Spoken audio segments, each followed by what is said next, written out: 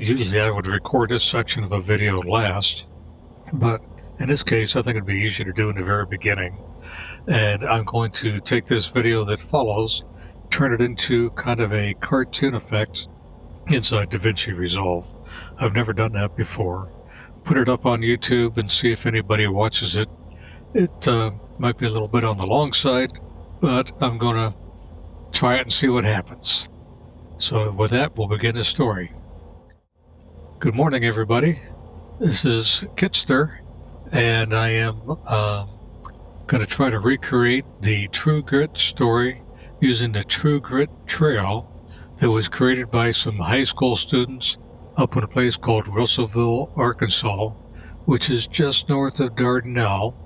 And this is where the story begins for Maddie Ross and her servant, her hired worker, as they take the train ride out to Fort Smith. It's a long ride, so I'm going to double speed it here because we have a lot to get through to get it done. It's over 260 miles for the complete trip. And the high school students try to recreate where they believe the trail took place, the ride took place in the whole affair of the story. And I just finished reading the book. I've watched the movies, and I'm trying to fit this trail into the book, and I can't quite make it work. But it starts with Maddie Ross taking a train ride to Fort Smith, and then at Fort Smith, she meets up with Rooster Cockburn and LaBeef, Mr. LaBeef, and they go on a pursuit of Tom Cheney, who had shot and killed her father here at Fort Smith. And she's out to avenge the blood of her father, and also at the meantime put her father back on a train to go back to Dardanelle while she goes out to find the killer. And as they take off on the ride, they understand when they get to Salisaw that this person named Ned Pepper has been found, and he's up in this area, and he has just robbed a train.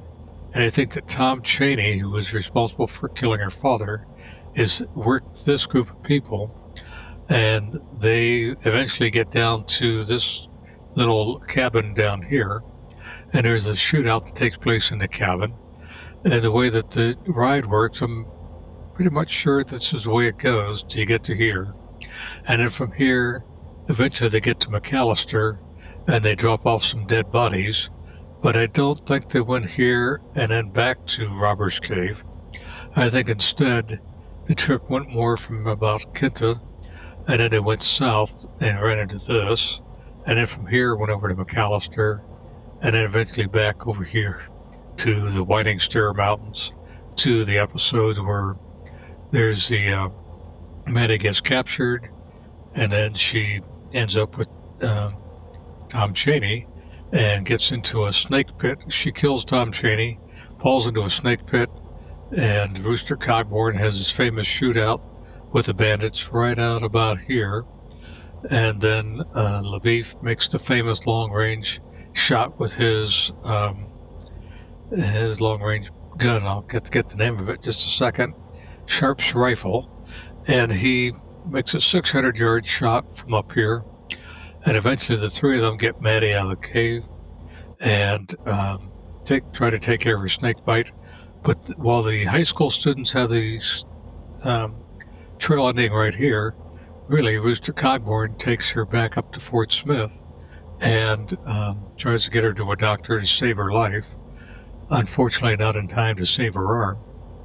And here the story differs. It's kind of a question of whether you like the John Wayne version of the story, or you like the done in 1969, or the Jeff Bridges that was done in 2010. The Jeff Bridges takes Maddie all the way back up here to Fort Smith, and the LaBeef, he's heading back. Well, he'll be heading over here and then down south to Texas. He's a Texas Ranger, but he's pretty much going home empty-handed after he'd been wounded and hit in the head with rock. But in the John Wayne movie, it looked like he died right here from the head collision. So there's variances in it. if you're a John Wayne fan, you're going to always love the John Wayne movie, and I do too, because I'm a John Wayne fan. The only reason that I kind of favor the Jeff Bridges version is because the mountains in Oklahoma aren't as tall as what they show in John Wayne, of which a lot of it was shot out in um, Arizona. Um, Arizona. And the mountain ranges are spectacular, but they weren't really what was shown in the movie. So um, these are more realistic to what I would consider the Choctaw country. Yeah, Monument Valley, Arizona was where a lot of the John Wayne was shot. And I couldn't find out where this was shot, but I do like the mountains that they showed in here because it looks more realistic. And by realistic, I'll show you where we are going in my flight plan. My flight plan differs a little bit because when they find out in Salisal that the Wagoneer was where the Ned Pepper and his gang robbed the railroad, which was the Kansas, Texas, Missouri Railroad, later known as the Katy Railroad, and they robbed that, and then they headed down to this place called the Caves and did a hideout there, and from there they got away in a fight, but they were left with some dead bodies, so they took them over to McAllister and then rode back here, and this is where the shootout occurred, where the snake bite occurred, where Rooster Cogburn did his lone man against four on horseback, and then eventually took Maddie back up here to Fort Smith. So I cut out this section right in here because I couldn't make it fit the story to go all the way over here, back up to here, and then back down to here. So I think this is a little more true to life, where the events in the story took place. And the events in the story took place, they really represented real people who lived at the time. There was the hanging judge in Fort Smith. There was a wild, crazy marshal, had one eye. His name wasn't Rooster Cogburn, but that's the character that they used for this, I believe. And the other characters were individual bandits who were out here doing their thing, maybe with other people. So it's a composite of a bunch of different people who go together to make up the story. So up here at Wagoneer is the railroad that goes south. This is known as the Texas Road that goes all the way down into Dallas. And Mr. LaBeef would probably take that road on the way back. And then I have some friends over here at Sooner Plant Farm who I've done a video on before. And they are in basically the Choctaw territory. They're borderline Cherokee Nation right in here. And Choctaw comes down here from Fort Smith and down. So with all that said, and without further ado, I'm going to put my window back on the other side and we'll hop in the plane. And because it is a long flight, I've already started it up and got the motors running.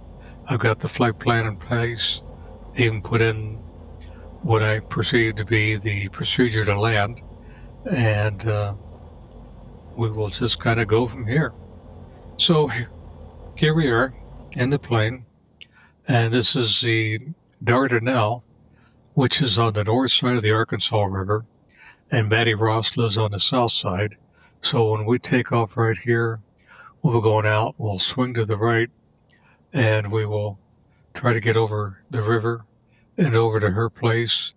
I don't really know where it is, and then head over to Fort Smith. So that's kind of the direction we're going. It's early December. I chose December 11, the day that lives in infamy, and it was lightly snowing. I try to make the light snow, but when I do, I can't get far up in the clouds before we can't see the ground anymore, and I'm trying to showcase the ground here. So as you can see, the mountains are back here, and they're not overly tall. They're not like Monument Valley mountains, and you can see them back here a little better, and they're not going to get much taller than that all the way. So with that said, let's hop into the plane. We'll get down here. This is the Diamond DA42, and I'm not going to really get into it so much. The story isn't about the Diamond, which is a beautiful plane, but it's more about true grit. So we'll try to stay with the story, get her going. And if you notice in the front seat, I've got Mr. Bandit with me. He's my co-pilot for the day, and we will bring him along and see how he behaves. So, like I said in the beginning, the first part of this, we're just going to go a little fast at what I call double speed, and then we will slow down, enjoy the rest of the journey. So with that said, let's get this caution light off. We got everything ready. We're going to release the brakes, and we will throttle up, and we will get the show on the road. Seems like everything got updated here recently. The video drivers, the airplane, Microsoft Flight Simulator. It's all happening at one time. So we're 100% power right here, kind of waiting for the speed to get up. And we're at a point where we can rotate right about here. And it looks like we have a nice steady climb. I'm going to tap the brakes, and we will bring the gear up. And don't have any flaps up because this plane takes off beautifully without the flaps.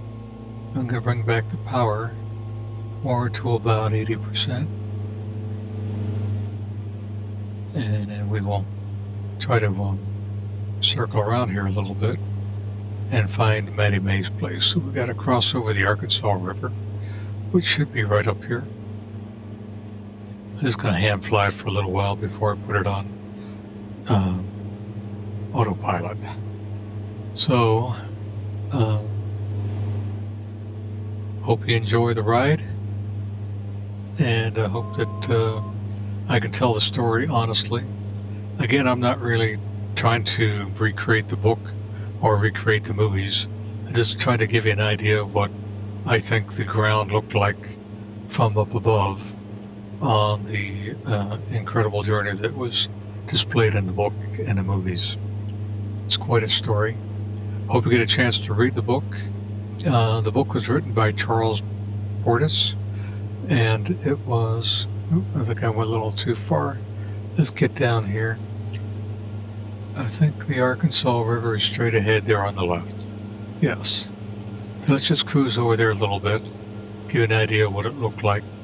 She says that they owned a farm. It was free and clear of the title, and so she's going to be leaving her mother and some siblings behind to go after this Tom Chaney to bring him to justice and bring him back. Although her family thinks she's just going down to get her father's remains and the artifacts that he had, and the fact that he had bought some ponies that had come up from Texas, and he wanted to do something different this winter. He wanted to put ponies out on the ground on their farm, fatten them up a little bit for the winter, and then use them for people who wanted to go hunting, deer hunting, bear hunting, whatever the case may be. This is the Arkansas coming up here. You can see it. And because the ponies were smaller than horses, it would be easier to take it off the trails and go to the woods and go after the prey. So he had never done this before. This was going to be a new adventure for him. So I thought, well, why not? Let's just do it, make it happen, and see how it goes. So I see that I'm actually kind of speeding in this plane. I'm only running about 85% power. I can see we're doing about 150 knots on the left-hand side. But we got a long distance to travel today, so we're going to push it into the yellows just a little bit. After all, I can reset the damage when I land, and we'll be in good shape afterwards. So we'll just stay south of the river here for a little bit. Not really knowing where her place is, but to get an idea down here that it could have been anywhere down here. And I'm sure that people enjoyed the looks of these mountains and the scenery, the change of scenery during the winter seasons, spring seasons, and all that takes place. So with that said, let us just gonna go ahead and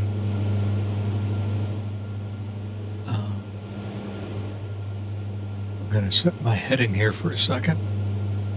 I'm gonna put my heading right about here. I'm gonna put her in heading mode.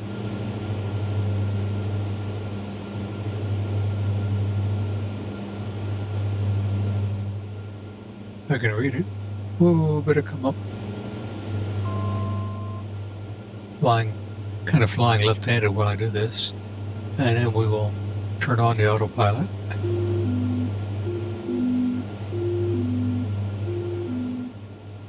There we go. The autopilot wouldn't go on.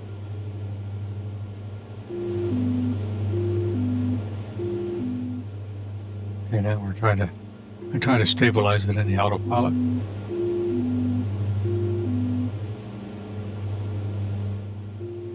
We're in and then we're out. Why are we in and then why are we out? I don't know.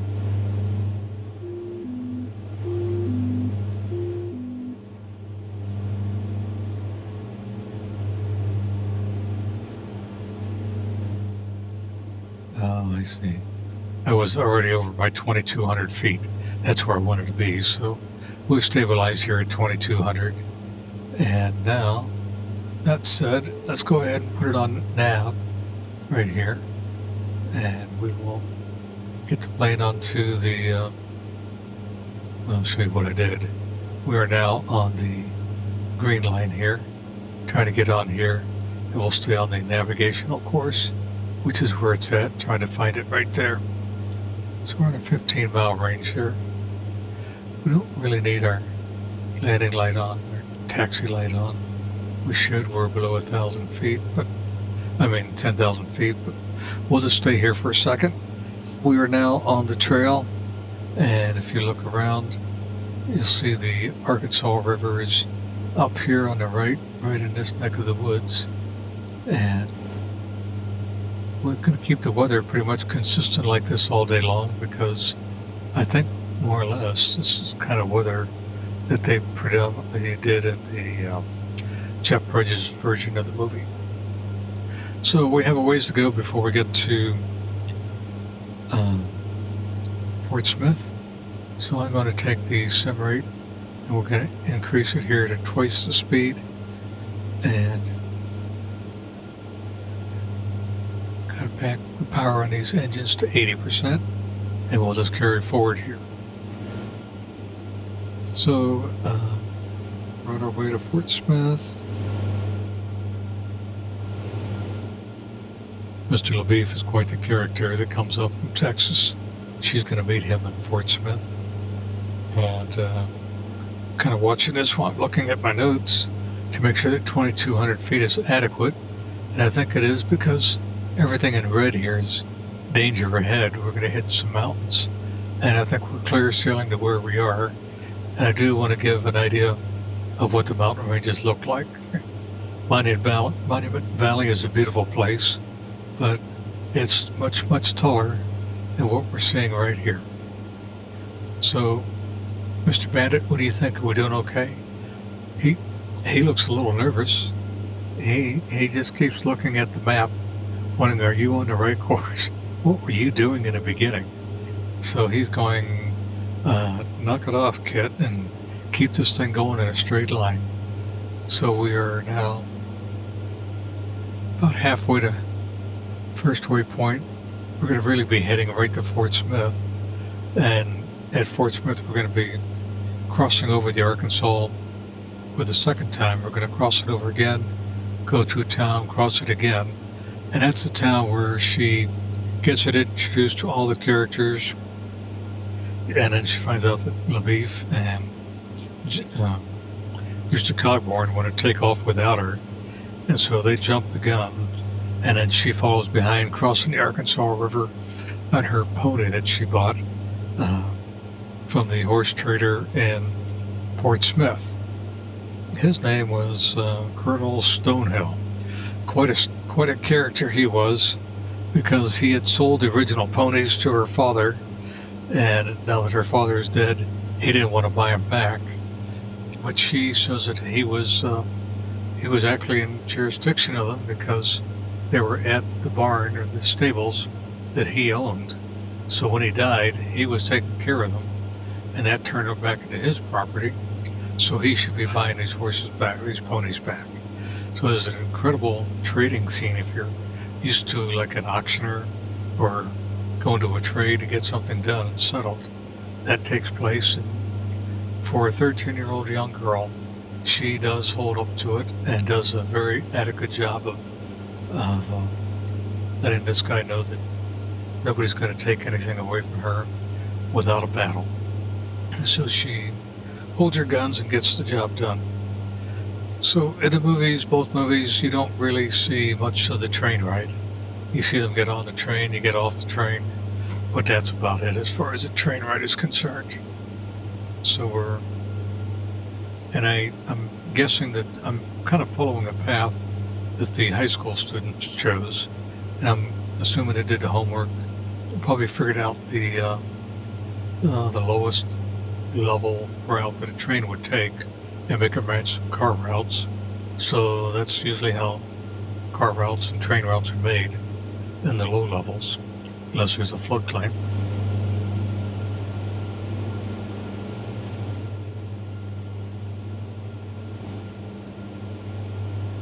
Maybe double speed is not long enough. Maybe I need to go longer or faster. I don't think I have a 3 times speed. I think it goes from here. Next speed is 4 times. But let's just pick it up so we get the train ride. We get into Fort Smith, and we'll slow it down when we get close to it. If I get outside the plane, you can see we're moving along at a pretty good clip right now. That is, well, we were doing 150 knots, and now we're doing 600 knots in a little plane that's close to the ground. That's speeding quite a bit. No wonder the dog doesn't want to look out the window. It's scared to death. Can you blame him? Okay, we got one more little waypoint to make, which was be following the road, probably the train tracks below. I see a road directly below us, and then it would turn and go straight into Fort Smith. I'll slow it down a little bit, and hopefully we'll stay out of the squalls. In the movies, they're running out of snowstorms, so I think a little of this activity right up here is probably snowstorming right in here. That was a turn, pretty abrupt. Okay, we'll just continue on because I don't really know how long it's going to take to shoot the whole thing, and I don't want to bore you to death all the way through, so we will continue on at this cruising rate.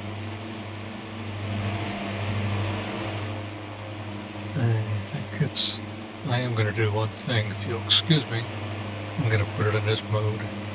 I'm going to take this wallpaper changer that I have in the background and then pause it. Okay, so it won't be causing any stutters while we're flying here. So they're crossing over, but probably in reality they stayed on the other side to get into Fort Smith. So I think it's time to slow it down. Back to double speed here till we get into Fort Smith, and then we will. So I think in the real reality they're down on the south side, and Fort Smith is straight up ahead. And we'll see how it goes. Maybe I should just fly at the double speed for a while and see how it behaves. Because here it doesn't look too slow when you're looking at it in this way, and we can get the video going faster. Not everybody has YouTube Premium, so for those who don't, I'm sorry, you gotta watch the commercials. For those who do, it'll just be a little shorter ride. Hopefully, if this works out well, my plan is to convert this into a cartoon and do a cartoon version of it. Same version, I'll just add a cartoon effect to it, which I've never done before. I have to create it in DaVinci and then try to see what happens when I do that. Now we're on the outskirts of Fort Smith, and she spent about 3 days here horse trading and getting the ponies bought and getting her connections with Rooster Cogborn and LaBeef situated. And the problem with LaBeef is, well, he's a good man. He wants to take the body. He wants to take Tom Chaney, capture him alive, and take him down to Texas and hang for a murder that he committed down there. And he committed murder up here, and so Maddie Ross wants him to go back and go to trial and hang for a murder up here. She doesn't want him down there. She can't go down there after him. So she wants justice done. She wants it done here. So she and LaBeef don't get along because of that. There's more money for LaBeef to be made if they go to Texas. And he's splitting that with Rooster Cogborn. So there's secondary deals being made, alliances being made behind her back, and she wasn't real pleased about that. So now we're over Fort Smith, and we're coming up on the Arkansas River. Somewhere in here is a ferry, and I'm guessing because there's a little river here, that ferry is probably right in this neck of the woods, maybe up here, where Rooster Cogborn and LaBeef cross over, and Maddie Ross has to take her pony and swim across and get to the other side. So, and the pony she's riding has never really been ridden before. It's a fresh pony, so she's on a brand new pony to do this. And so she handles this pony exceptionally well, even though her riding isn't her strong suit. She's very skilled, very adept. Different versions of the book have her basically behaving like an old maid school teacher and Bible teacher. But yet in the movie you get the impressions that she's going to grow up to be a lawyer. So she's a young woman living in a man's world at the time and struggling with men who don't want her to conform to manliness, to want her to be the woman like everybody else, just before we go into the Victorian ages. Now we are headed off toward this Sallisaw country. Sallisaw is looking like what over here.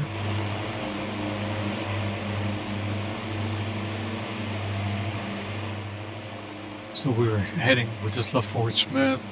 We're getting up to Sallisaw. We're going to get word that Ned Pepper has been seen at a railroad that he has robbed. With this over here. And he has robbed this railroad up here in Wagoner and Sooner Platform. And this is Sallisaw. We get word that Ned Pepper has last been seen. Well, he actually left. McAllister went up to here to rob the train, and now they're going to catch up with him down in this neck of the woods at a robber's cave, and there's going to be a shootout down here. So we're going to come over here, and they're going to have an incident with some Indian boys. Oops. And then again, some Indian boys, and pick up the story and then head south. Along in here, they met a strange fellow wearing a bearskin outfit and a bearskin head, and he's staying warm in a slightly snowy, cold winter day. And there's a dead body in a tree that was hung, strung up anyhow. And so Rooster Cogborn has Maddie climb the tree and cut the body down and see if that's Tom Chaney or Ned Pepper. And it's neither of the two when this man wearing the bear hat comes up, and he says his name is, I'm going to look for it here real quick if you bear with me. I'll find it in a second. Oh well. He had a dead body with him, and he said that he's a doctor, and that he would practice on people for anybody that would sit still for him. So he tried to, he wanted to buy the body that they just cut down on the tree, figured he could sell it somewhere to the Indians and get a low price and make some money for it if it really was a bandit, that he could claim a reward for it. So that's where they met down below us here. That was a strange encounter, and I'm looking at my notes, but I don't see his name right now. It's in here. Okay. Anyway, we're going on. I can turn the page. Choctaw Nation down below us, and we're going to turn. We're going to go north a little bit, and there's not a lot of description in the book about the actual route. Every now and then they just mention that they crossed a river. They're in the Choctaw country. They mention places like Salisaw and Wagoner and McAllister, and they mention the Robber's Cave, and they mention another place down south where the Winding Mountains are going to be, where the shootout takes place. But the actual marking of the trail is hard to come by. So hopefully these high school kids in Russellville did this justice. I don't think I will put this on my bucket list to go down and drive this trail, and maybe just make a few changes that I'm making with the plane right now, because where I'm flying can be basically redone by car. And if we ever did buy some motorcycles, small scooters, I think I would take them down here and recreate it. It's 250 miles. It'd be, a good day's ride, maybe a 2-day ride on a scooter, and stop and eat along the way, because I'm sure everybody in here has got a little bit of true grit story they want to tell, and meet the townsfolk and pick up what the story is. So now we're heading up to Salisaw. Oops, I guess we're going to turn a little bit early. So Salisaw must be right in this neck of the woods here. They're going to turn south, and some boys are going to take them across another ferry and get across the river. And I don't think that's it, but there is a reserve here, water reserve, Robert Skewer Reservoir. And so eventually they have to get across this river, and I think there's going to be a little ferry ride taking place right in here. They don't really show it in the movie, they just talk about it in the book. So these boys get them across the ferry here. A couple young teenage Indian lads, maybe younger. So now we're getting deeper into the Choctaw Nation. As Matty Ross puts it, we're now heading south-southwest. So that's where we're going at the moment. And let's get back in the plane, see if everything's behaving okay. We're not speeding. We're doing 160 knots. And because we're time warping, we're really doing 320. Get rid of that alert flight right here. I'm just checking on the fuel, the oil, the temperatures. Everything looked pretty good for going twice as fast. Basically, we got 3/4 tanks of fuel heading south.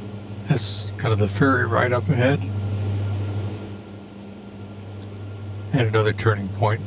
And maybe that's where they met the character with the bear head. And looks to me like that's going to be right up there by that mountain. I'm looking at my notes for a second. I want to get that name of that man. He kept talking about him in the book about the original Bob from Texas. He's a bad person hanging out with Ned Cheney, Ned Peppers, and looking for his name. I think I wrote it down. Maybe I wrote it on this other piece of paper.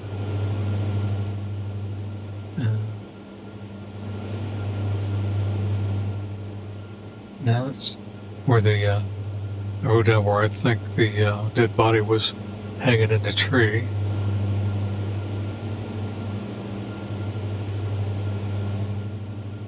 Yeah, I guess I didn't write down his name. That's why I can't find it. But he talks about Bob, not to be confused with another Bob, but the original Bob from Texas, and that's where he said he bought the other dead man. So I thought we'd have a little more sunlight than this. Just a little foggy out there. It looks almost smoky. I know there's no smoke. And I don't have my interior lights on, so I don't think it's... Yeah, I was just wondering if I was getting frost on the windows, but I don't see that happening either. We are... Oh... The outside air temperature is, well, could be 12 degrees below zero, or 12 degrees Celsius, the outside air temperature. So it could be a little bit, but I don't think so. I kind of did a dry run of this the other day, and same weather, and I wasn't getting this effect, so maybe it's just the way the sun's playing through these clouds at the moment, and it'll clear up here in a few minutes. Everything else is just the same as it was before when I flew it, except I'm going twice the speed, so maybe that's has something to do with it. We still are going twice the speed, aren't we? No, we're only going one time. Let's speed it back up. Okay, so up here is probably where they ran into the original Bob and got the dead body, and the dead body's hanging in the tree. That's kind of what I'm thinking. So, rendering this video out in DaVinci Resolve, it also got an upgrade, and I'm trying something different this time also. I have my voice recording on one channel, and we're going to head more westerly, and I have the engines of the plane recording on another channel, and I'm not sure how loud the engines are. I don't really hear them in my headset at the moment. I just hear a little bit, but not a lot.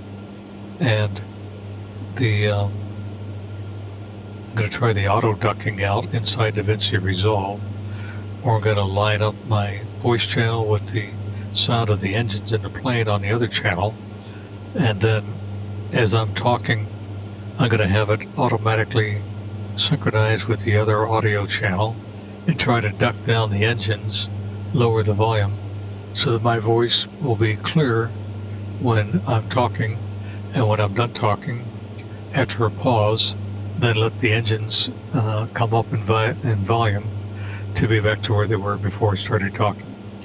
So it's common to do this in documentaries, and I thought, why don't I just give that a try in the flying airplanes and see how that behaves. So as you can see, the mountains, they're here, they're landmarks. You definitely live on one side or the other side of the mountain, but they are not super tall mountains, they're just there. I think I have the time set for about 12 o'clock noon right now, and yeah. Let's take a look at that time.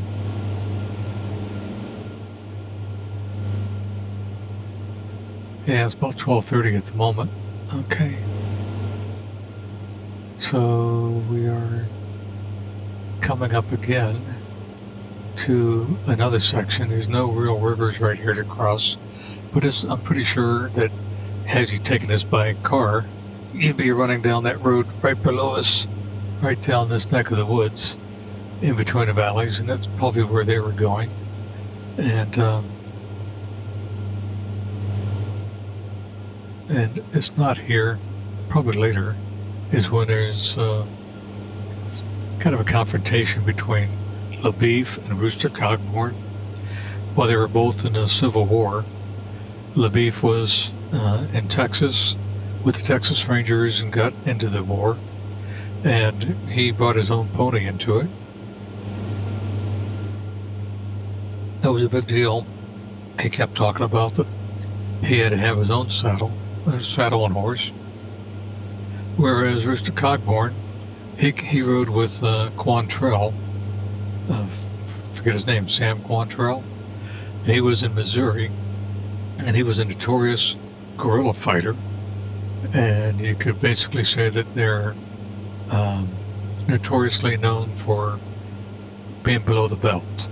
They weren't doing battle in the way that normal customary battles were done.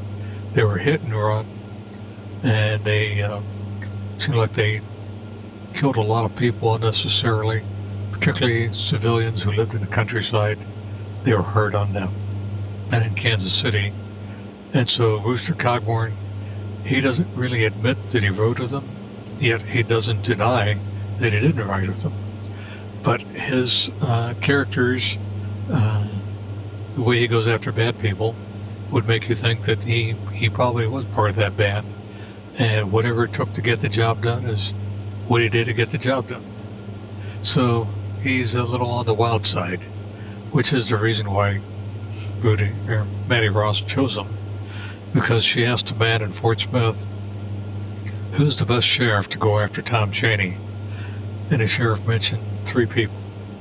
One was strictly by the book, and he will get the job done. And another one is more of a scouter, and he's more meticulous, takes him longer, but he too will get the job done. And then there's Rooster Cogburn, whose ways are not exactly above board, and if he has to shoot somebody in the back, he'll shoot somebody in the back to get the job done. So at the end of the conversation, Maddie Ross says, "Where can I find this Rooster Cogburn?" And that's how she bumps into him, and they get aligned together. Okay, so we're just ahead up here. They're going to get some more information about where Ned Pepper was and where they think he's going to. And Rooster Cogburn knows this area very well, and Mr. LaBeef does not. So he's from Texas. So he figured they would be a good team to match up together because of Rooster's knowledge of the lay of the land. And Rooster kind of liked the idea that this guy had a sharps rifle with him, so he knows that he's going to be a good shot from a long distance. So they got to join up. They team up. So we're going to turn left in just a moment here, and I hope I have enough altitude. I think I do. You can see down below the range where we're going to go. We're going to turn left, and right in here, this mark right there is where this cabin is going to be, and a shootout is going to occur. So that's going to be in this section of the woods right there. Why is my screen looking faded out? Why is everything looking faded out? Again, I just put on a new NVIDIA driver yesterday, and I hope that's not causing it. And if it is, I can fix it a little bit in DaVinci. The other day I did a little testing just to make sure my microphone was working and other things were working, and outside the plane and everything looked good. I didn't really focus much inside the plane. Or maybe I have my something changed with the last update. And the overall brightness of the GPS is a little brighter now than it needs to be. I'm not sure. I'm not going to get too dwelled on it because I want to focus on where we're going. This is where the action is going to start happening. So as you can see, straight up ahead here is how the cabin is going to be, where it's called the Robbers Cove, and it is a Robbers Cave wildlife management in real life. And outside, let's see if we can get outside the plane here. Get around, look at it a little better here. There's some big mountains in here. There's a creek down here, and so probably right in this area right here is where we're going to turn but there was a shootout that took place that night. Well, it was a kind of late afternoon when they had first shootout, and then they waited for Ned Pepper and his gang to arrive later. There was a second shootout outside of the cabin, and the end result was several people had died, so they ended up packing up the bodies the next day and taking them to McAllister, making a beeline to McAllister. And that's when they were talking about, they don't really know where they're going, but he knows that if he continues west this way, eventually he will run into the Texas Road. The Texas Road will take him all the way down to Texas, and just south would be McAllister.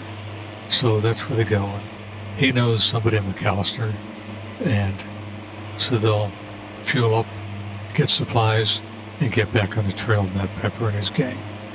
Tom Cheney is hopefully with them, although they didn't see Tom Cheney at the robber's cave, and they didn't see any evidence that he's really with them. But there is somebody who had some cartridge shells from a Henry rifle, and this Tom Cheney is said to be carrying a Henry rifle. So we are now heading toward a beeline straight to McAllister, and we will cross over at McAllister where we'll find the Katy Railroad, the Missouri, Kansas, Texas Railroad, and head south. That railroad's a famous railroad. It kind of starts in Missouri, right here in St. Louis, in St. Charles, and goes west to Kansas City, and then it goes south. So when they robbed it, it was heading south out of Kansas City, and it goes all the way down to Dallas, and in Dallas it runs behind the Texas School Book Depository. And if you know the story of that assassination on John Kennedy, that they had gotten some hobos off the train, and they thought they might be involved, but then they let them go. And of course, we're never going to find out what really happened down there, but it is possible that they did, and they got them off this Katy Railroad. And then from Dallas, then the railroad heads south all the way down to San Antonio, Texas. So there's a lot of traffic that went back and forth on that railroad, and it was really only recently, 25, 30 years ago, that they shut the railroad down. And here in Missouri, they turned the railroad tracks, they took out the tracks, turned it into a bicycle path, and everybody rides the bicycle trail down there. I've got hundreds of miles in on the Katy Trail. Cindy and I have been on there together. So it's a very interesting place. So McAllister is straight ahead. They drop off the bodies. They get refueled and supplied. And in the book, Mr. Cogburn tries to get Mattie Ross to take the train back home, but she refuses and goes on. But that's not really mentioned in either of the two movies. For the most part, both books followed the story in the book pretty well. They didn't deviate a lot from it, just a little bit, to suit the news. So now we're heading back, following what would have been the trail of Ned Cheney, trying to get located onto that. And you can see that straight ahead right here. We're making the curves. We're going to be heading back southeast in a moment here. South and east, even though this is just following the direction of the track. And straight ahead, we'll get into that on the map. You can see it looks a little more like this, heading down here, coming over to here, following these where the cars would have gone, and eventually we're coming down here to where the shootout took place in what's known as the Winding Stair Mountains. So that's the direction we're heading next, Winding Stair Mountains. And so the ground looks a little flatter in here. And again, I think if you're going to ride hard, you're going to press into the flat ground faster than it will try to go up and down the mountains. So the goal is to bring back somebody and not go back empty-handed. So far, they're pretty much empty-handed. As Rooster explains it, dead people don't bring in much money.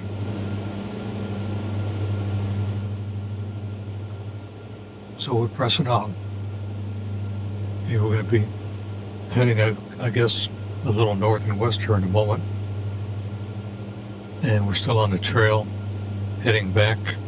Flip my pages here to, that's my notes on page 2. We passed a cabin. We got the dead bodies.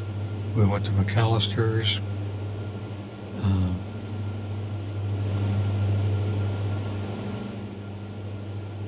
Up ahead, when we're going to get to the Winding Stair Mountains, where the shootout takes place.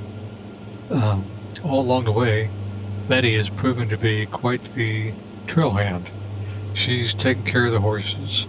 She's helping to make the meals, and she is becoming a valuable service to them.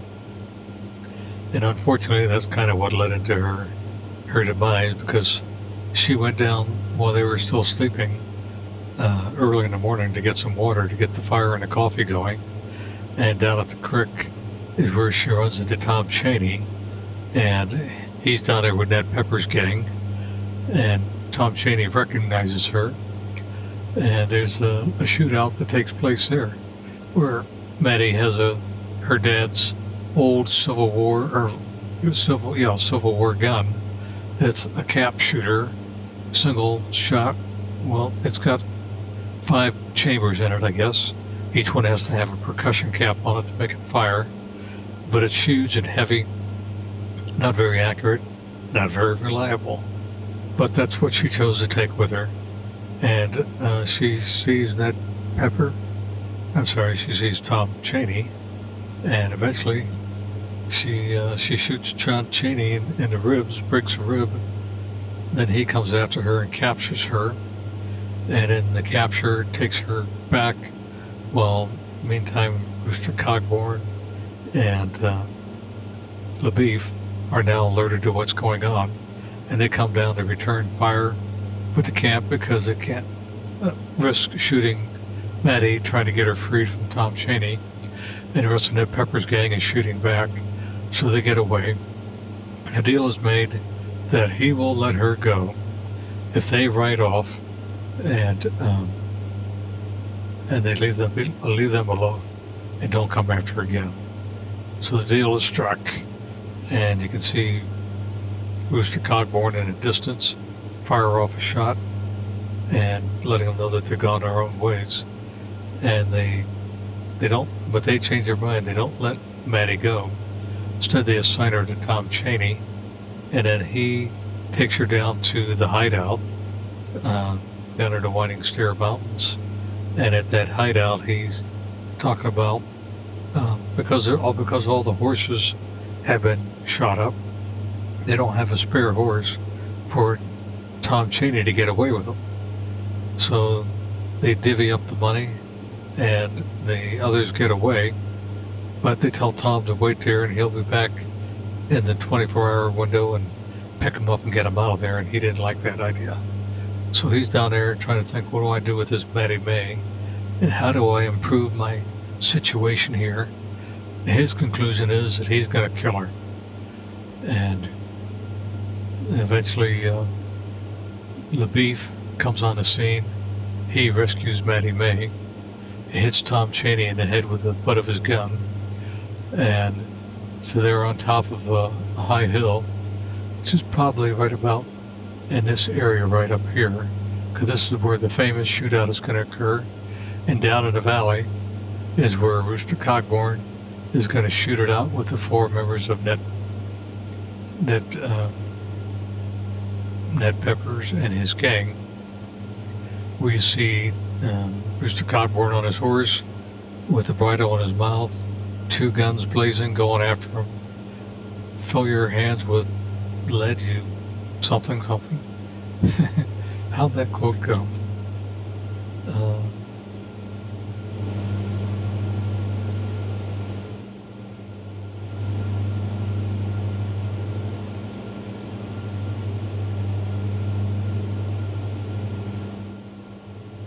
Your hands, you son of a whatnot. And then they went after him.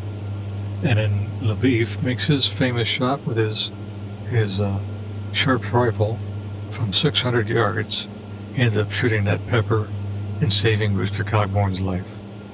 But then by this time, Tom Chaney has come back, struck Ned Pepper, or Tom Chaney on the head, struck LaBeef on the head, and took him out.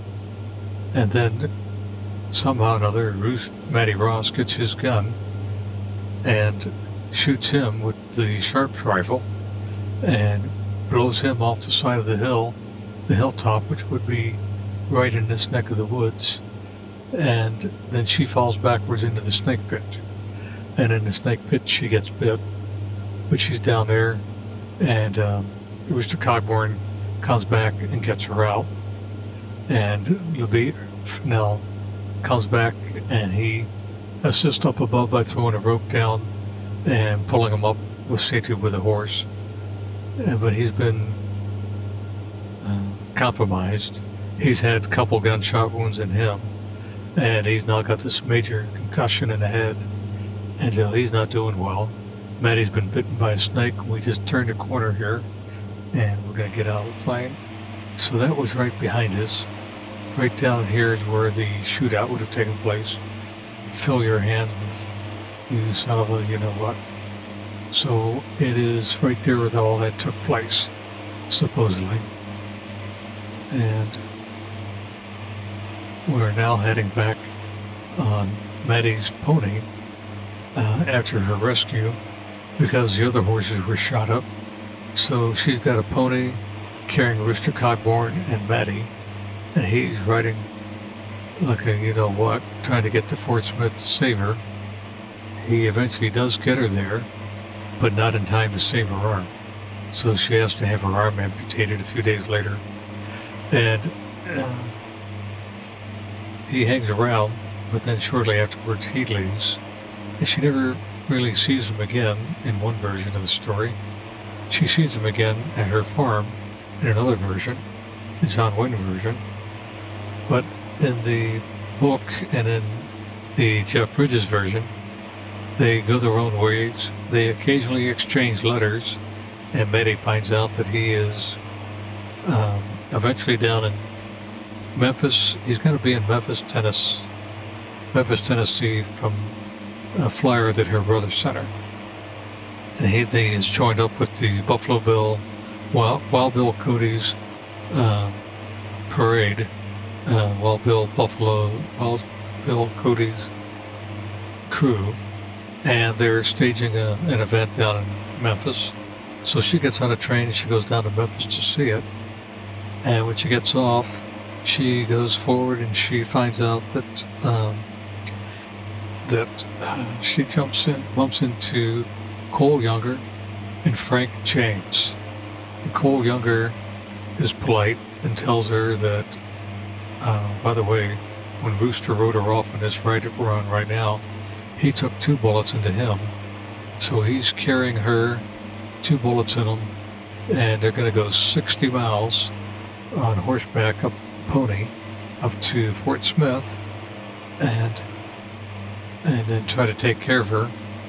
And you'll see in the movies, in the book, that the pony is slowing down, and so Rooster wants this pony to go faster. So he takes his knife out and he digs it into the flanks of the horse and spurs him on by causing a great deal of pain and wounds to him, and that makes him go faster. And Matty kind of arouses a little bit to what's going on. She didn't like it, but she knows what he's doing. She's losing consciousness.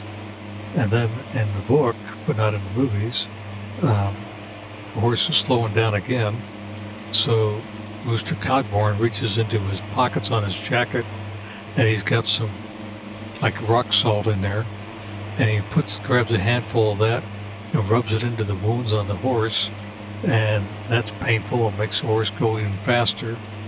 And eventually, when they're just a few miles away from their destination, the poor horse gives out and can't go on anymore. So Rooster Cogborn puts the horse to rest, and picks up Matty Ross and carries her up to the doctor's house to get her attention. Cole Younger and Frank James.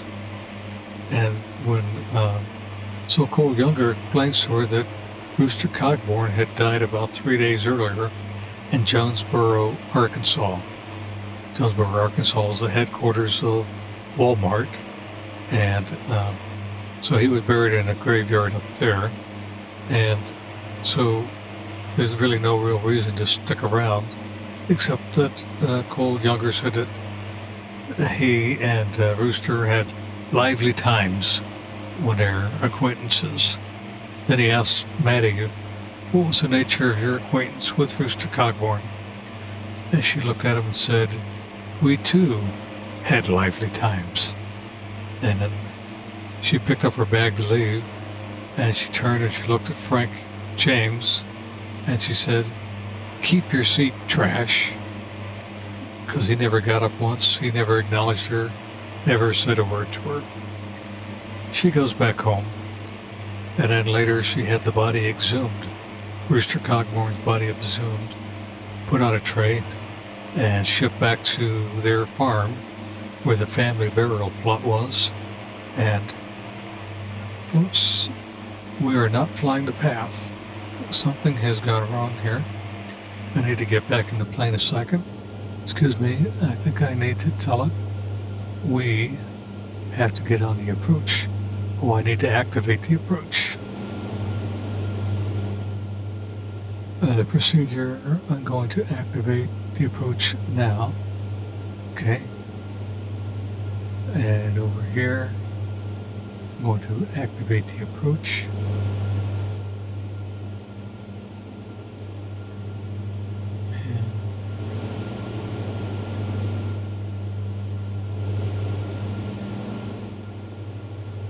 So that looks kind of strange because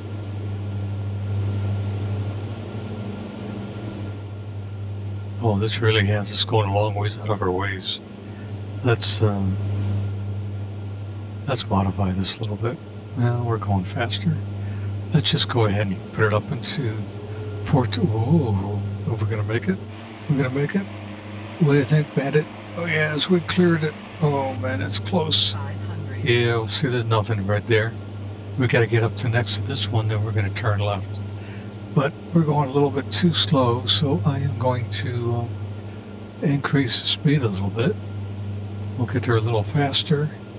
And I know you're going to get scared. I'm sorry about that. It's going to be a close call. I was going to start to descend a little bit toward the altitudes that we need to land.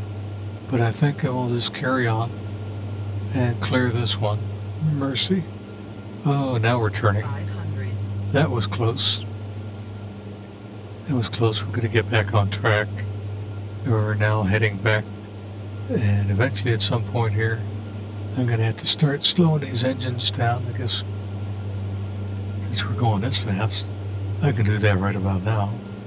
I hope nobody's getting seasick out there. No, these are turbocharged. I'm going to bring it down in stages. So bear with me while I do this. And I'm going to bring you into about a 7.5 mile range. So you're straight ahead. And we are now picking up the trail. So it looks to me like we're going to get out here. We're going to come around and come back. And we sure are buffeting the winds right here, which is weird because it's only 13 knot wind, so I don't really understand that, except maybe I'm going a little too fast and I don't want to slow down just yet. We will slow down in a moment because I think something tells me the video is getting quite long now. I can't really see the recording time. It's 1 hour and 4 minutes, so in a moment here we will slow down and get set up for the landing. So you guys ever get a chance? Let's slow her down. I can see it struggling here on the autopilot. I slow down to double speed. Yeah, it's giving the autopilot a hard time here. And we're on the localizer now. Okay. We'll just continue double speed until I make the next turn, and then we'll slow it down. and go from there. Okay. Well, I didn't really fly. I didn't really fly the whole route, timing it to see how long it would take before. I didn't want it to take too long. I didn't want it to go too fast, but I wanted it to be just right. So it looks to me like the Arkansas River is coming up right below us, and that will be our turn into. Here we go. Turn back into Fort Smith. So after this turn, we'll slow it down. We'll get set up. I guess we could do that about now. We're not that far away. Okay. And we won't be shocking everybody around so much. So we're cooling down the engines as we go here. Gonna bring it back to about 40% power. And that's gonna slow us down to about 130 knots. And if you look up ahead here, you can see the airport where it's at. So that's our guidance system. We got everything in place. I'm going to bring our altitude down. I've already looked it up to, well, I need to come down altitude to about 1,800 feet. And the vertical speed here. I'm down about 300 feet. And we've got a glide slope, but we haven't captured it yet. But we're on the localizer still. Okay, let's see how well it does. I think I did an RNAV approach the other day, and it worked, but it did not capture the glide slope. So I had to take over at the last minute and fly by hand. And so we were now 1940 feet coming down. We were slowing down to 142. I'm going to bring the power back just a little more. About 32 on the power here. 31, that's good. And we'll level off. And it'll slow us down a little bit. And we will slow a little more. 30% power. I see it down there.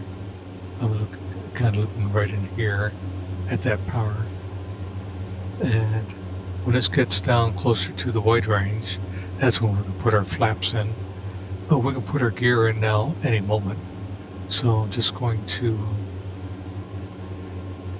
get that ready to set up here. So we can localize her coming. And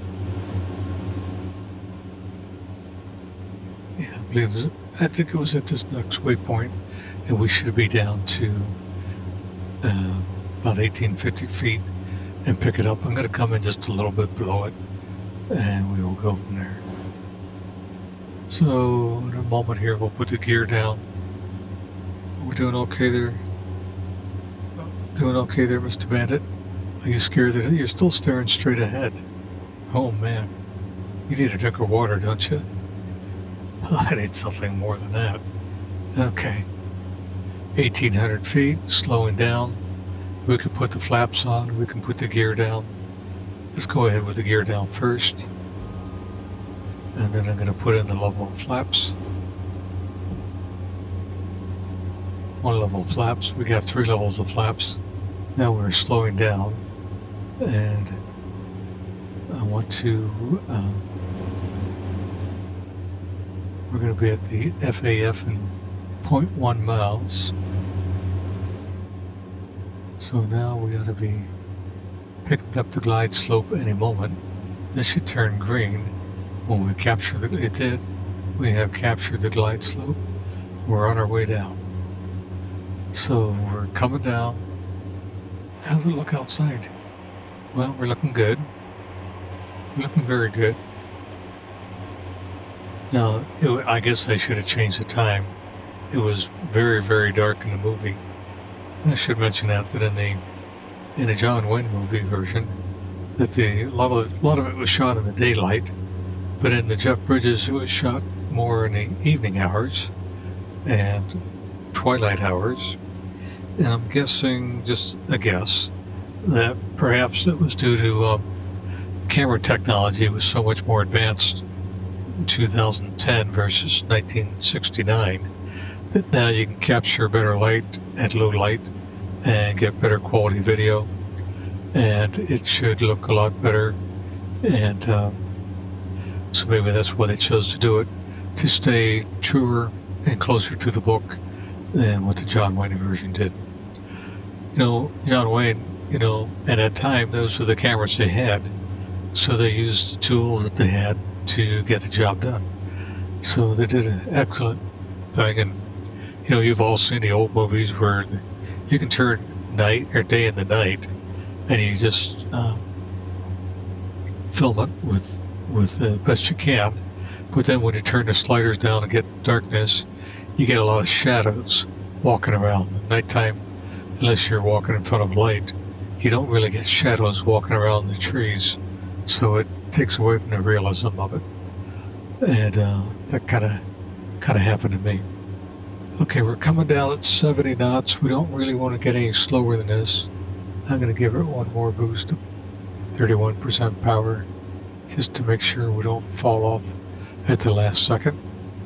We're coming in, and if you look up ahead here, the bappy lights, we got 2 white and 2 red, which is perfect, Fred. Come on down, and we'll just stay right about here till we get there. When we do land, I think we want to get down toward the left-hand side is where the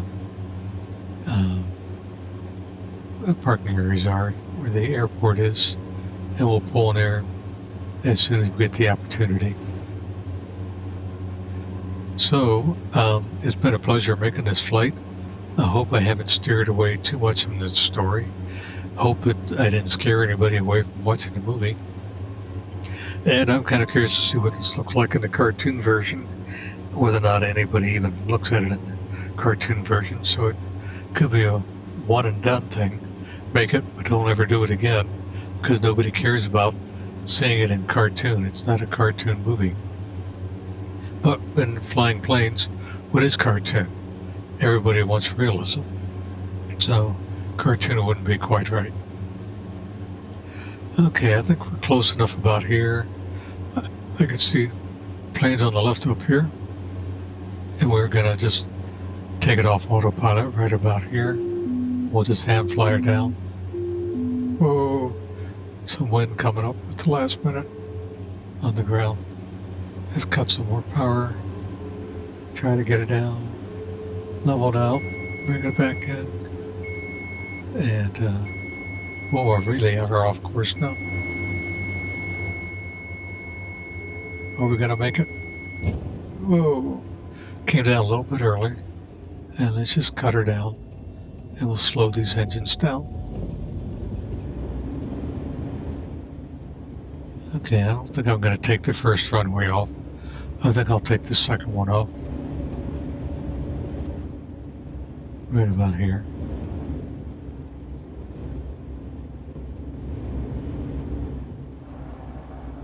Ooh, a little icy out here.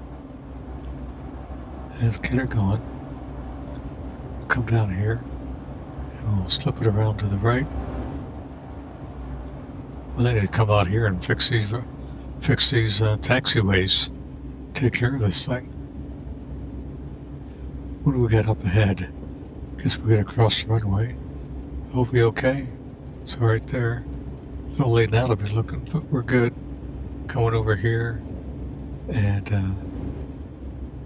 so we come down here and slip in this way. Oh, that's not it. Whoa, what did I do? I think we need to go down one more. Boy, did I botch this up on the, trying to get back to the airport. It's a little rough on the ground with all that weight. So we'll just keep going a little more. We'll take the next ones up here. Probably the blue is where I want to go. So, yeah, I see airplanes up there. We'll just tag on here a little bit further. And we get up here, we'll get prepared to shut down everything in the plane.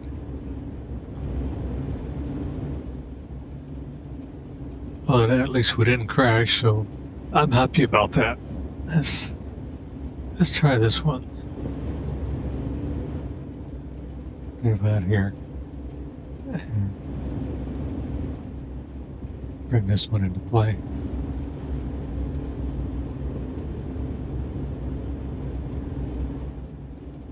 Well, I don't think that's it either. I think that's another runway. I think the blues represent the runways. So, I think I'm right. So with that said, I'm just going to hop across the grass here a little bit, come back up here, and we will skedaddle down here and coming this way. Ooh, slipping.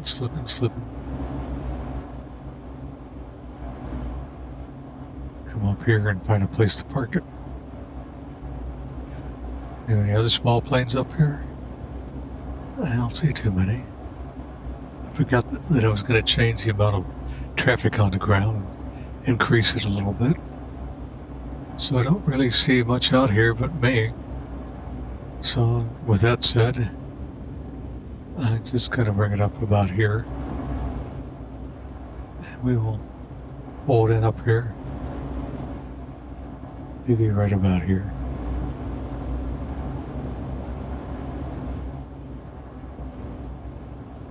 And bring it to a park right there. Set those brakes. Let's come down here and get the caution lights off. And we'll take the P-dot heat off. Oh, I didn't have the fuel pumps on all that time. And I guess I should have hit the range button here. Probably would have seen the airport better this way, knowing where I was going. So it brought us in safe and sound. And with that, it's a simple plane to start up and down. I'm going to cut the right engine first. Just pull the power on that. And we'll just pull the power on the other engine. And that's really all you have to do. Everything else, you just let her go. And we'll turn off the navigation. And we'll turn off the batteries. So we're now cold and dark. And, Bandit, what do you think? You still scared to death? You look a little nervous to me. So hopefully, you want T-bone? Is that what you're saying? Is this, do I push a button and get a T-bone out of here? Or you're drooling for it, aren't you? So we will just hop out here and just give you a little tour right here of the airport. It's look out there. Maybe 12 below 0 Celsius. It is a little icy out there. I should have been paying more attention. I left my flaps down. Oh well. Anyhow, with that said, hope you enjoyed the video, and we'll catch you on the next one. Alrighty, and that's going to be JFK, I think.